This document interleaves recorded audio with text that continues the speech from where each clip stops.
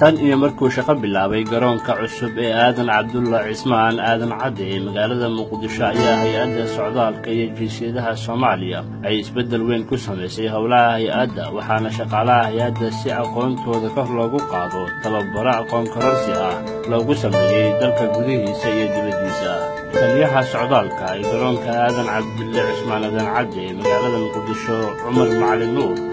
ayaa waxa uu sheegay in diyaaradaha maalintii ka soo dega garoonka muqdisho ay kor u dhaafayaan ilaa 30 diyaaradood iyadoo sidoo kalena ay diyaaradahaasi sameeyaan duulimaadyo heer caalami ah dhaqdhaqaaqa socdaalka haddana uu yahay mid aad u sareeya sidoo kalena hay-adda socdaalka iyo jinsiyadaha Soomaaliya ay u diyaargarowday in si habsami leh ugu shaqeyso dhammaan dadka Soomaaliya imaanaya iyo kuwa ka dhoofaya maalintii ilaa 15 diyaaradood 20 diyaaradood soddon marar qaarkood way yimaadaan qaar waxay isugu jiraan international qaar waxay isugu jiraan local waxa kale diyaarado kale oo UN ka runtii garoonku waa amriye idinka wada jeeda shaqaalaha hay-adda socdaalka iyo jinsiyadaha waa shaqaale loo caddeeyay shaqada ay bulshada u hayaan waxaana ka dareemaysaa sida hufan ay bulshada ugu shaqeynayaan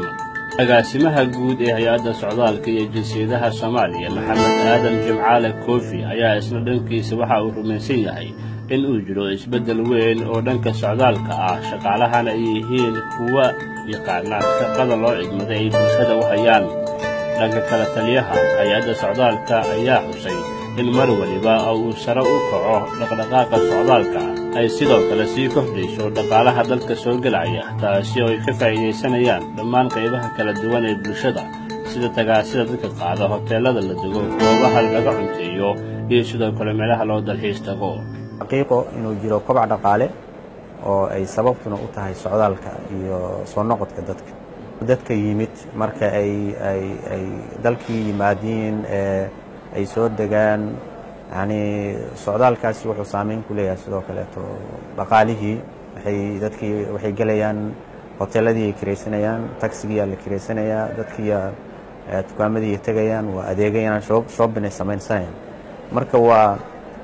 dhinaca dakhliga dawladdana wax weyn ay ku kordhinaysaa dhinaca dhaqaalaha iyo muxuu ahaa kobac dhaqaalana way sameynaysaa maadaama dadkii iyo socodkii iyo dadkii soo noqonay intaba ay yihiin number sii socdo oo sii kordhaya marka inta socdaalku uu soo kordho ayaa sidoo kale dakhliga dawladda iyo kan muxuu ahaa xagga dhaqaalaha kale sidoo kale iyana ay kordhaysaa marka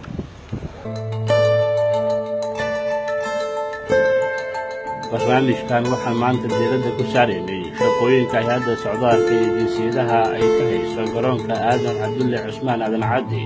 waxaana barnaamijyada xiga haddii allaha awoodda la ogolaado ku soo bandhigi doonaa shaqooyinka ka socda qaybaha kale ee hay-adda ay ka howlgasho sida takada weyn ee muqdisho xarumaha baasaboorada laga bixiyo iyo garoomada guud ahaan dalka iyo dekedaha oo dhan